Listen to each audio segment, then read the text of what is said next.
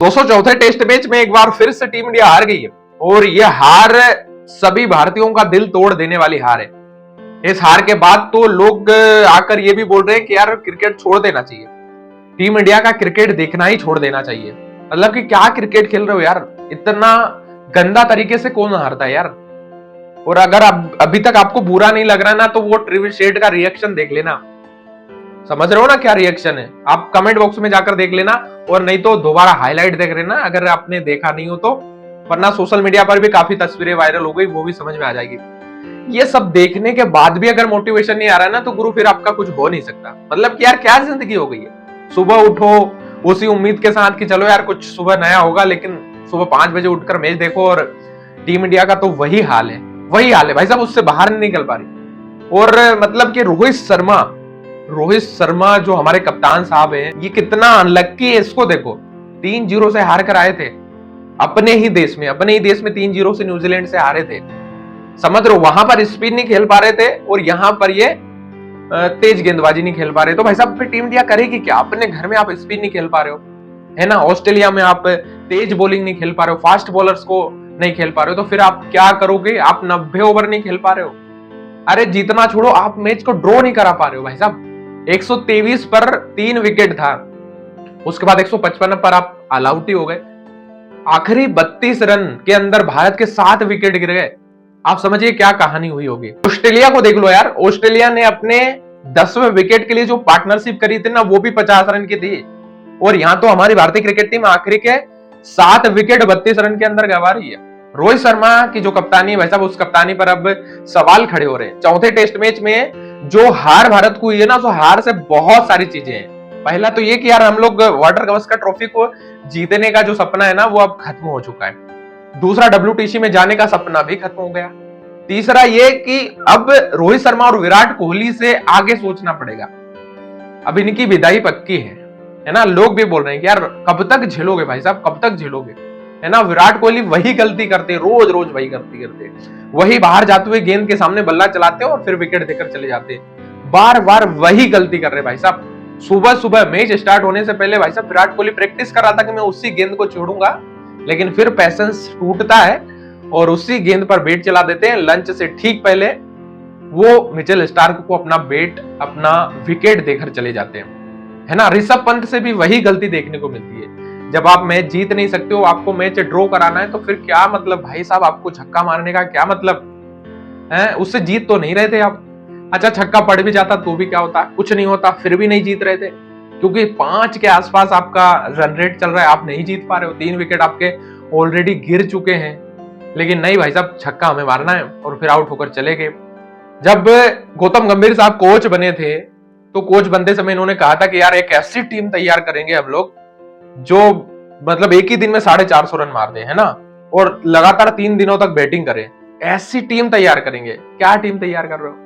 सुबह से लेके आप शाम तक पूरी बैटिंग नहीं कर पा रहे हो, पूरे 90 ओवर नहीं खेल पा रहे हो, है ना। वो छोड़ो 3 दिन की कहानी, एक ही दिन भी बैटिंग नहीं कर पा रहे हो। एक दिन पूरी बैटिंग कर लो तो यार समझ में आ जाए, वो भी नहीं कर पा रहे हो। 340 रन का पीछा करने उतरे थे कि चलो ड्रॉ ही करा दो, जीतना तो छोड़ दो, ड्रॉ करा दो। 155 रन के अंदर ऑल आउट हो गए। 123 पर 3 विकेट थे, अगले 32 रन के अंदर 155 पर ऑल आउट ही हो गए। कोई कहानी नहीं है। विराट कोहली वही अपना 2-3 रन बनाकर आउट, केएल राहुल 0 बना के आउट, हमारे कप्तान साहब 10 रन के आसपास बना के आउट हो गए, है ना। तो क्या बोल सकते हो आप ऐसी स्थिति में? कुछ भी नहीं बोल सकते। टीम इंडिया का इतना बेकार प्रदर्शन आज तक आपने नहीं देखा होगा, है ना। और लोगों ने कहा कि यार क्रिकेट से मन एकदम भर गया है, और भाई साहब अब क्रिकेट देखने का मन नहीं करता, टेस्ट क्रिकेट देखने का बिल्कुल मन नहीं करता। रोहित शर्मा लगातार 6 मैच हार चुके हैं। 3 तो अपने देश में हार गए न्यूजीलैंड से, और 3 मैच अब ये ऑस्ट्रेलिया से हार रहे हैं। 1 ड्रॉ हो गया बट हार रहे हैं। इससे तो जसप्रीत बुमराह बढ़िया कप्तान थे यार।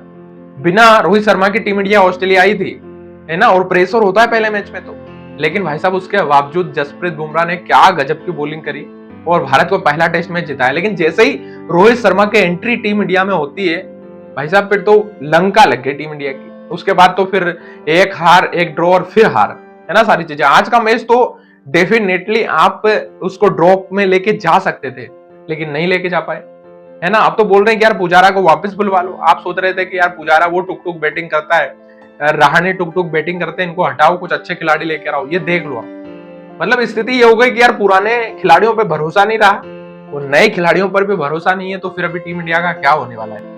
एक गंभीर सवाल है गौतम गंभीर से कि भाई साहब गंभीरता से सोचना होगा कि टीम इंडिया अब कैसे गंभीरता से आगे बढ़ेगी, कैसे बढ़ेगी आगे। सारे सपने टूट गए, सारे सपने। वाटर गावस्कर आप जीत नहीं सकते, WTC में अब आप जा नहीं सकते, है ना सारी चीजें। अब आप आखिरी टेस्ट मैच खेल के सीधे घर आ जाओ, लाज बचा लो, उनको मत जीतने दो। आखिरी का मैच भी कैसे भी करके या तो जीतो या ड्रॉ करा दो, है ना। आप ड्रॉ भी करा दोगे ना तो भी आप हार जाओगे, आपको जीतना ही होगा। उसको जीतेंगे तब जाके ड्रॉ होगा और तब कहानी अलग होगी। अगर इस मैच में बात करें तो फिर भाई साहब यशस्वी जायसवाल के अलावा कुछ भी नहीं था, क्योंकि पहले इनिंग में भी शानदार रन मारे, दूसरी इनिंग में भी शानदार रन बने। पहली इनिंग में कोहली साहब ने इनको रन आउट करवा दिया और दूसरी इनिंग में अंपायर के गलत डिसीजन की वजह से ऑल आउट हो गए, वरना यशस्वी जायसवाल कमाल लग रहे थे इस चौथे टेस्ट मैच में। और शायद अगर यशस्वी जायसवाल होते तो ये मैच ड्रॉ हो सकता था, क्योंकि वॉशिंगटन सुंदर तो दूसरी तरफ भाई साहब नॉट आउट ही खड़ा रह गया, वो कुछ कर ही नहीं पाया। अगर आप देखो तो हमारे कप्तान और ऑस्ट्रेलिया के कप्तान में कितना अंतर है। हमारे कप्तान साहब का जो स्ट्राइक रेट है ना वो 6 का है, 6 रन मार रहे हैं बस, यही है, यही एवरेज, इससे ज्यादा नहीं है। रोहित शर्मा का कोई परफॉर्मेंस नहीं है। ऑस्ट्रेलिया के कप्तान का देख लो, पैट कमिंस का देख लो, 3-3 विकेट दोनों पारियों में ले रहा है, 40 रन, 39 रन, 48 रन ऐसे मारा है, 40-50 रन मार रहा है अकेला, समझ लो आप। और हमारे कप्तान साहब दहाई का आंकड़ा पार कर ले तो बहुत बड़ी बात हो जाती है, 10 रन बना ले तो बहुत बड़ी बात हो जाती है। उधर पैट कमिंस 40-50 रन मार के जाता है और 3-3 विकेट भी लेता है, गजब की फील्डिंग लगाता है ना। हमारे कप्तान ने जब आखिरी विकेट चाहिए था तो पूरे खिलाड़ियों को लगा दिया था बाउंड्री पर, और पैट कमिंस ने सारे खिलाड़ी लगा दिए थे सामने।